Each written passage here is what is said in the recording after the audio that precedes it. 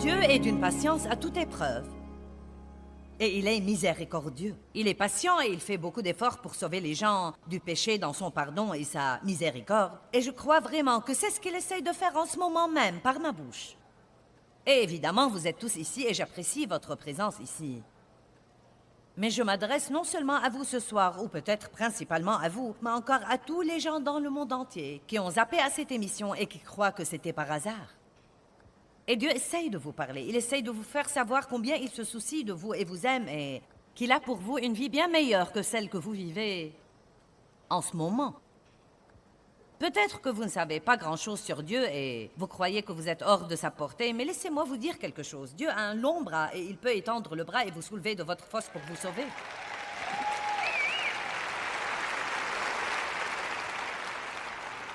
Mais le mot « se repentir » veut tout d'abord dire que nous devons regretter nos péchés, non pas nos oups, nos complexes, nos dépendances, nos esclavages, les choses contre lesquelles nous luttons, mais nous devons regretter nos péchés. Dieu, je suis un pécheur et je regrette tous mes péchés. Tous ont péché et n'atteignent pas à la gloire de Dieu, mais tous peuvent être justifiés et rendus justes devant Dieu par le sang de Christ. Les promesses de Dieu sont pour tous.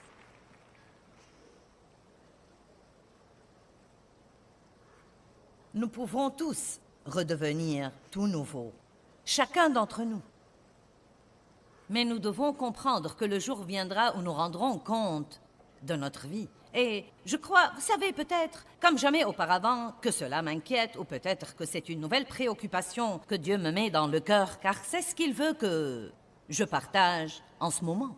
Et comme je l'ai déjà dit, je partage non seulement pour les gens qui sont ici, mais encore pour tous les gens là-bas qui sont si trompés, les gens qui ont été trompés même par la religion, les gens qui vont à l'église en pensant « Je vais aller à l'église, peut-être que Dieu m'aidera. » Et vous allez à une église et peut-être vous n'y trouvez pas grand-chose de Dieu, vous trouvez beaucoup de jugements et de critiques. Et peut-être que les gens ne savent pas quoi faire de vous. Vous avez tellement de problèmes qu'ils ne savent pas quoi faire de vous. Vous savez, Jésus n'est pas mort pour que vous puissiez avoir une religion. Il est mort pour que vous puissiez avoir une relation avec lui. Et même si vous avez essayé quelques églises et que ça n'a pas marché, Jésus vous appelle en ce moment, par ma voix, et vous dit « Venez à moi ». Venez à moi, vous tous qui êtes fatigués, chargés et accablés, et moi, je vous donnerai du repos. Dieu veut donner du repos à vos âmes fatiguées. Il y a un numéro sur votre écran. Si vous voulez avoir une relation avec Jésus-Christ, appelez ce numéro et quelqu'un dans mon bureau va prier avec vous et vous expliquer ce que veut dire être régénéré et ce que veut dire être sauvé. Nous ne voulons pas que vous soyez perdus, que vous soyez trompés. Dans Ésaïe chapitre 5, 20 que nous allons étudier, il nous parle de quelque chose qui va arriver dans le monde et qui arrive en ce moment et c'est vraiment effrayant. Malheur à ceux qui appellent le mal bien et le bien mal, qui font de l'obscurité la lumière et de la lumière l'obscurité, qui font passer pour amer ce qui est doux et pour doux ce qui est amer. Eh bien, les choses deviennent embrouillées dans notre société. Combien d'entre vous le savent? Les choses qui étaient mauvaises il y a 20 ans, les gens ne sont pas si sûrs qu'elles sont mauvaises aujourd'hui. Et c'est très dangereux et inquiétant, car que vont croire les gens dans les 20 ans qui vont venir si aucune norme n'est fermement mise pour l'Église? Et c'est notre responsabilité, et ceux d'entre nous qui montent en chair, ceux d'entre nous qui ont des dons d'enseignement, c'est notre responsabilité d'être très clair avec les gens. Oui, Dieu vous aime. Oui, sa grâce couvre votre péché. Il n'y a aucun péché qui ne puisse pas vous être pardonné, et il n'y a pas de limite au nombre de fois où Dieu vous pardonnera. Mais vous ne pouvez pas être pardonné pour un péché dont vous ne voulez pas vous repentir, et que vous voulez continuellement faire en croyant que Dieu vous comprendra et que d'une façon ou d'une autre, vous serez un cas spécial et que ça pourra passer. Je vous prie d'applaudir un peu plus fort, cela m'aidera.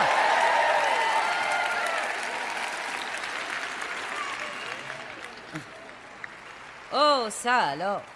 Si vous voulez la vérité, mon esprit se réjouissait à l'avance de ce verset, mais ma chair ne s'en réjouissait pas. Car je savais que les gens allaient commencer à se demander « Oh mon Dieu, qu'est-ce qu'elle dit? Qu'est-ce qu'elle dit? Eh bien, comprenez-le vous-même. Réunissez-vous avec Dieu et comprenez ce que je dis. Certains d'entre vous savent déjà. Vous savez déjà exactement ce que je veux dire. Mais je ne vous aimerais pas si je ne le disais pas. Malheur à ceux. Vous savez ce qu'est le malheur? Vous savez, je disais tout le temps, je ne sais pas ce qu'est le malheur, mais il y en a beaucoup dans la Bible et je n'en veux absolument pas. Je suis finalement devenue assez courageuse pour étudier le mot malheur en préparant ce message. Et le malheur est comme une calamité et le pire genre de misère que quiconque puisse jamais avoir. Oui. Et si vous croyez que vous êtes religieux, vous feriez mieux d'aller à Matthieu 23 et de lire les malheurs que Jésus a prononcés sur les gens religieux. Malheur à ceux qui ressemblent à des sépulcres blanchis pleins d'ossements de mort. Malheur à ceux qui lient des fardeaux pesants et les mettent sur les épaules des hommes, mais ne veulent même pas les aider à les porter.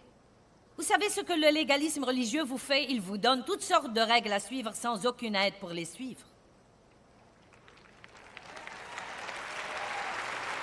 C'est pourquoi vous devez comprendre la grâce et vous devez comprendre la puissance du Saint-Esprit et vous devez comprendre que tout ce que Dieu vous appelle à faire, il vous aidera à le faire.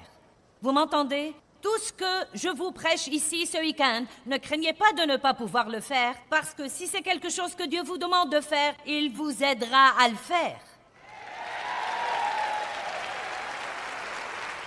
Et le problème que nous avons eu pendant tant d'années, c'est qu'on nous disait quoi faire, quoi faire, quoi faire, quoi faire, mais personne ne nous disait comment recevoir la puissance du Saint-Esprit dans nos vies pour pouvoir le faire. Quand le Saint-Esprit surviendra sur vous, vous recevrez une puissance et vous serez mes témoins. Puissance. Amen. Puissance. Cela m'effraie presque de penser au travail que nous avons comme croyants au Christ et même au travail que j'estime que j'ai dans l'instruction des croyants pour qu'ils aillent faire le travail du ministère. Je veux que vous soyez tous prêts avant la fin de ce week-end à examiner plus sérieusement votre vie et votre comportement. Car le monde ne peut pas voir votre cœur, il voit votre comportement. Or, je sais que Dieu voit nos cœurs. Mais il nous dit vraiment de sortir là et de nous comporter comme il faut aussi. Cela ne veut pas dire que nous serons parfaits. Cela ne veut pas dire que nous ne ferons pas des erreurs. Et Jésus est là pour les erreurs. Il est là pour les imperfections. Nous pouvons continuer à être pardonnés tous les jours et à prendre un nouveau départ tous les jours. Mais nous ne pouvons pas prendre une attitude paresseuse comme quoi ça n'a pas d'importance. Et que nous pouvons nous intégrer. Allez, nous n'avons pas besoin d'un mélangeur chrétien, nous n'avons pas besoin de nous intégrer. Même les Israélites avaient toutes sortes de problèmes parce qu'ils ont pris avec eux une multitude mixte. Ils ne se sont pas gardés purs, ils se sont mêlés à trop d'idées impies et à trop de personnes impies et à trop d'adorateurs d'idoles, et c'est entré en eux, et ils se sont détournés de Dieu. Lisons ensemble Ésaïe 5, 20, 21. « Malheur à ceux qui appellent le mal bien et le bien mal, qui font de l'obscurité la lumière et de la lumière, l'obscurité qui font passer pour amer ce qui est doux et pour doux ce qui est amer. Malheur à ceux qui sont sages à leurs propres yeux et intelligents à leur propre estime. Malheur à eux. » Le pire genre de misère. Nous devons savoir ce qui est bien et nous devons le défendre. Dans Ésaïe 10, 1 à 3, tout le monde aime ça? Et puis-je faire une suggestion? Si vous connaissez des chrétiens excentriques, allez les chercher et amenez-les ici demain.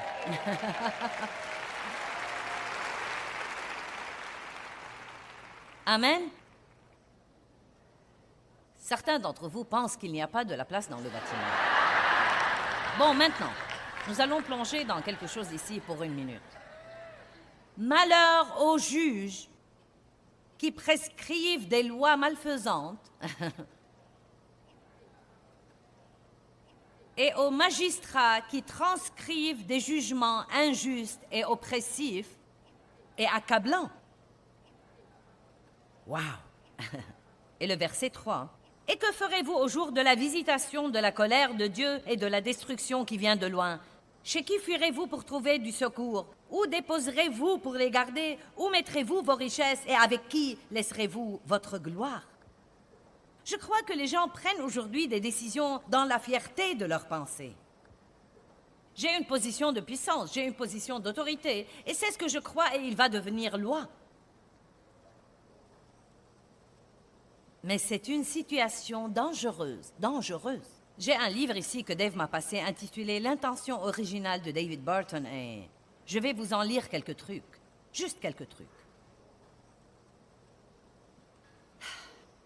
Ces dernières années, les conflits concernant les expressions religieuses ont été parmi les controverses les plus fréquentes réglées par les cours fédérales et la Cour suprême américaine qui ont publié de nombreuses décisions à ce sujet, une pratique sans précédent dans l'histoire américaine. Donc, ils ont commencé à décréter sur les expressions religieuses faites dans les endroits publics, surtout si elles sont faites dans une école ou une salle d'audience ou toutes sortes de propriétés fédérales, disant qu'on ne peut pas mélanger l'Église et l'État. Et c'est une interprétation erronée et une tromperie absolue au sujet du premier amendement. Ce n'est pas ce que cela veut dire. En fait, je peux vous le lire et c'est très simple.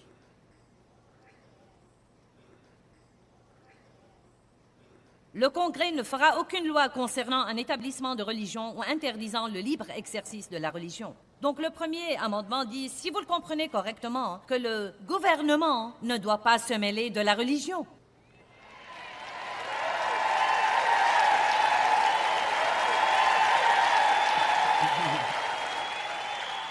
Non, mais il ne dit pas que l'Église ne doit pas se mêler du gouvernement. Il nous promet que, non mais, toute la raison pour laquelle les gens sont venus ici de l'Angleterre et ont démarré cette nation était pour s'éloigner de la tyrannie religieuse. Notre nation tout entière, toutes nos lois ont été fondées sur la parole de Dieu. Je ne voudrais pas vexer les types de l'Angleterre. Nous sommes de grands amis avec l'Angleterre maintenant, mais... Et la même chose est arrivée dans beaucoup d'autres nations. Puis-je vous montrer quelque chose? Un merveilleux exemple. C'est une bouteille de sauce salade italienne. Maintenant, vous savez, quand vous la laissez reposer et qu'elle n'est pas active, tous les bons trucs descendent au fond. Et vous avez ce truc là-haut qui est vraiment très insipide et gras. C'est étonnant ce qui arrive si vous le mélangez avec les bons trucs. Mais tout seul, il est comme... Qui en voudrait? Eh bien, nous sommes plutôt comme ça comme chrétiens parfois. Nous laissons tous les trucs de Jésus descendre au fond. Et tout ce qui nous reste est plutôt... insipide. C'est comme, puis-je avoir un peu de sel? Allez, certains d'entre vous sont avec moi. Puis-je avoir un peu de sel, s'il vous plaît? Maintenant, voilà ce qui arrive quand vous essayez de séparer Dieu de choses. Que ce soit les écoles, ou le gouvernement, ou la société, ou n'importe quoi d'autre. Tout ce que vous aurez sera insipide. Allez, sans Dieu, rien n'a aucune saveur. Il n'y a de saveur en rien sans Dieu, aucunement. Mais quand vous les mélangez... Maintenant, quand Dieu est impliqué dans toute chose, nous aurons là quelque chose que nous pouvons manger et aimer. Pas besoin d'être un génie pour comprendre ceci. Le premier amendement était censé être un mur érigé entre l'Église et l'État, qui doit être gardé haut et imprenable, et nous ne tolérons pas la moindre infraction. Ce sont des vraies décisions de justice. Cela ne veut pas dire qu'elles ont été faites loi pour que nous les suivions, mais que quelqu'un a poursuivi quelqu'un d'autre en justice et que la Cour a dû décréter là-dessus. Et donc celles-ci sont certaines des décisions qui ont été prises au cours des quelques dernières années. Un citoyen prenant un bus public ne peut pas donner un livre contenant une histoire de la Bible. Anderson contre le comté Milwaukee 2006. Quelqu'un a probablement remis un traité d'évangile à ce type, ou un livre d'histoire de la Bible, et a été offensé. Et il est allé intenter un procès. Et le juge qui était là à l'époque a dit « Bien, nous allons décréter qu'on ne peut pas faire ça. Donc maintenant, dans ce comté, on ne peut pas faire ça. »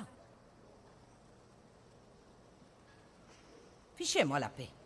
Il fallait dire « Si vous ne le voulez pas, ne le prenez pas. »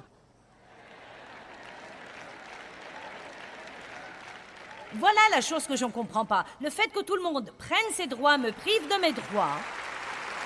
Et c'est la partie que je n'aime pas. Donc, voilà le problème. Si vous...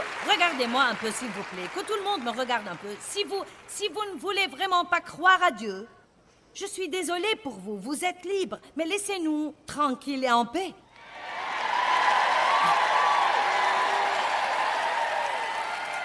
Amen. Parce que je suis aussi heureuse que je puisse l'être. Et je suis si libre, et j'ai tant de paix et de joie, et ma vie est complètement rétablie, et je n'ai pas peur de rendre compte de ma vie à Dieu.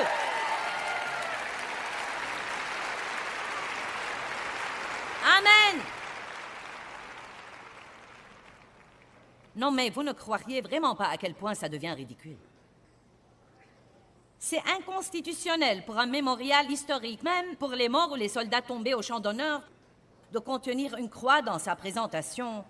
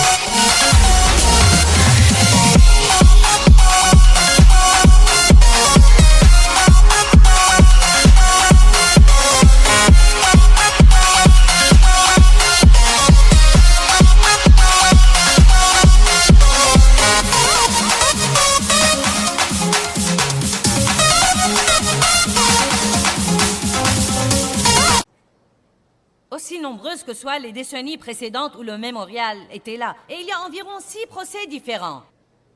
La ville de Gênes, La Mesa, San Diego, etc.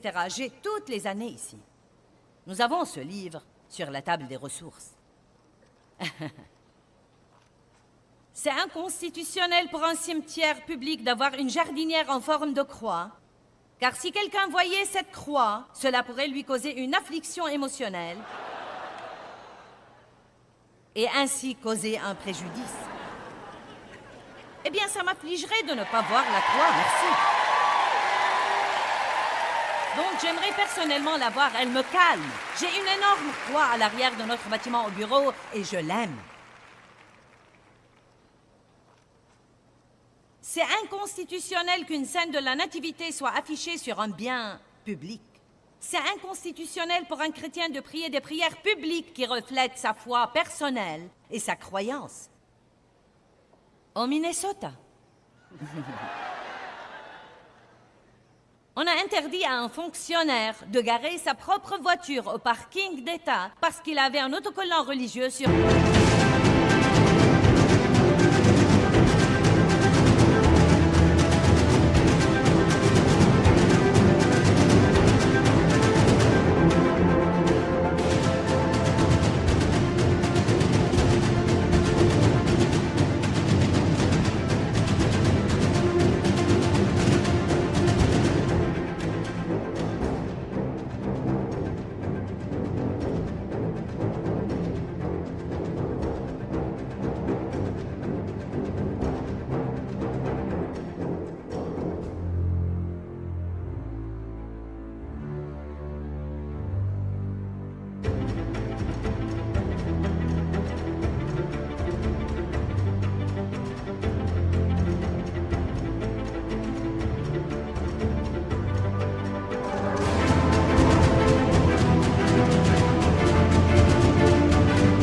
son pare-choc.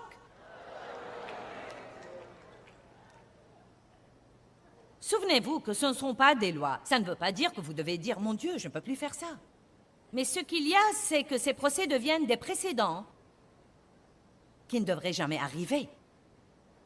Donc la prochaine fois que quelqu'un veut faire des histoires sur ce même truc, un avocat pourrait dire « Vous voyez, ce précédent a été fait ici, et donc maintenant nous devons suivre ce précédent. » Vous me diriez peut-être « Oh, pourquoi tu me racontes tous ces trucs? Ça ne me regarde pas. Ça regarde absolument chacun de nous. » Car voilà ce qui arrivera. Si nous ne comprenons pas ce qui arrive, il va continuer à arriver, car nous n'allons pas du tout y faire face. Nous n'allons pas défendre nos droits. Nous n'allons pas combattre pour eux. Un de mes petits-enfants a dit à une élève dans une école publique « Que Dieu te bénisse » quand elle a éternué. Et le prof a dit à mon petit-fils « Oh, tu ne peux pas dire ça ici. »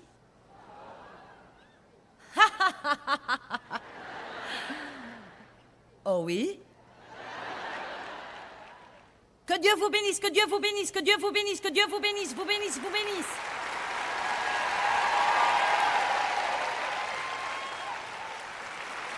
Vous voyez, vous ne devez pas dire « Oh !»«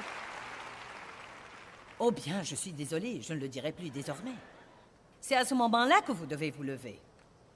C'est à ce moment-là que vous devez défendre ce que vous croyez et dire « Que veux-tu dire par « je ne peux pas dire ça » ?» Eh bien, Dieu est le centre de ma vie et je parlerai de lui autant que je voudrais. Et tu ne peux pas me dire que je ne peux pas. Et vous savez quoi? Ils savent qu'ils ne peuvent pas. Et si vous tenez bon, ils changeront de position. Allez au conseil d'administration des établissements scolaires. Si vous devez le faire, engagez un avocat. Dites, je ne peux pas me permettre ça. Il y a un groupe nommé Alliance Défense Fund qui a formé 2200 avocats qui prennent bénévolement des procès comme ça pour aider les gens à combattre ces affaires stupides ou réclamer nos droits qui sont enlevés. N'ayez pas peur de défendre vos droits. Amen. De toute façon, ça devient plus bête chaque minute, donc je n'ai plus de temps à perdre là-dessus. Il y a tellement de choses stupides. J'aime ce qu'a dit l'un de nos pères fondateurs. Je vais juste vous lire ceci. Il faudra faire une partie de ce message demain. Ça ne va pas finir. Il a dit... Tout d'abord, George Washington a dit « Il est impossible de gouverner le monde correctement sans Dieu et sans la Bible. »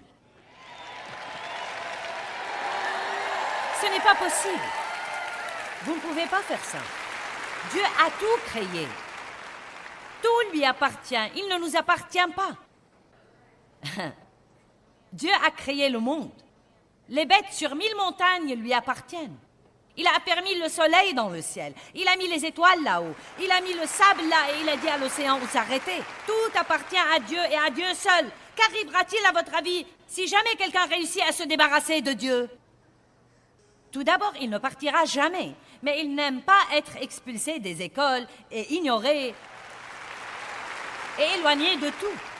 Je suis gênée par la façon dont les gens traitent Dieu aujourd'hui. Je suis embarrassée.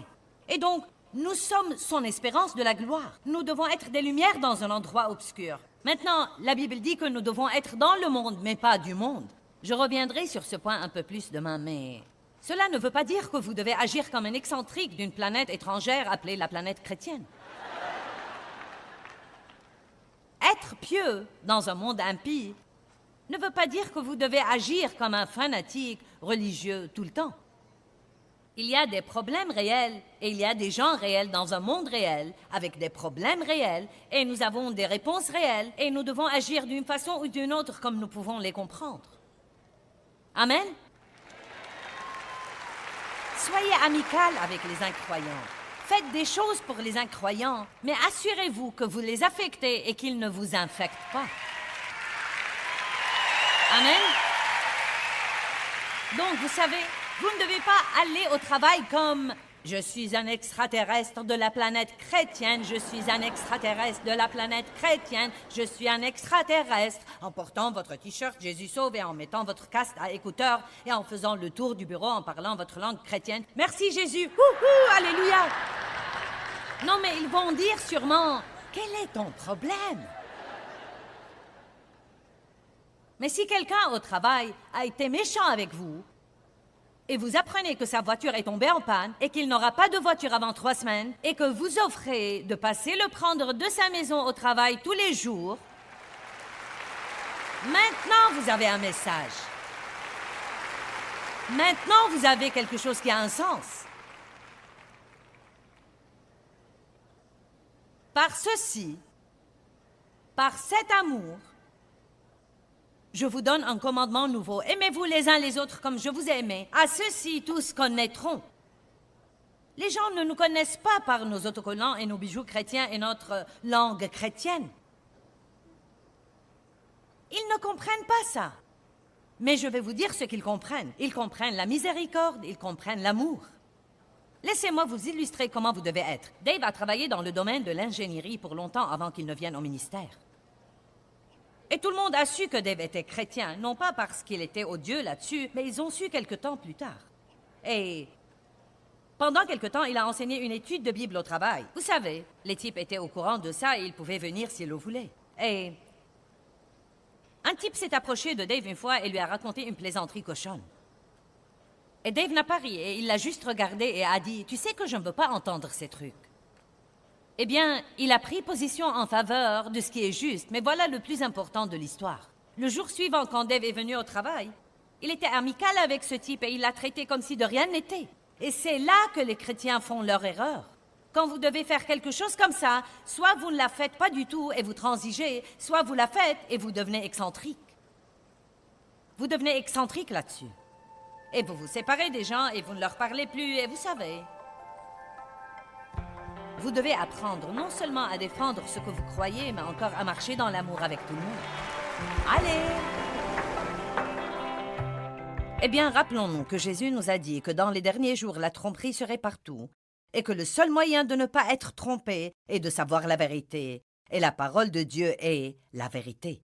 Jésus a dit « Je suis le chemin, la vérité et la vie. Nul ne vient au Père que par moi. » Aussi, avoir une relation profonde, personnelle avec Dieu, vous aidera à rester enraciné dans la vérité.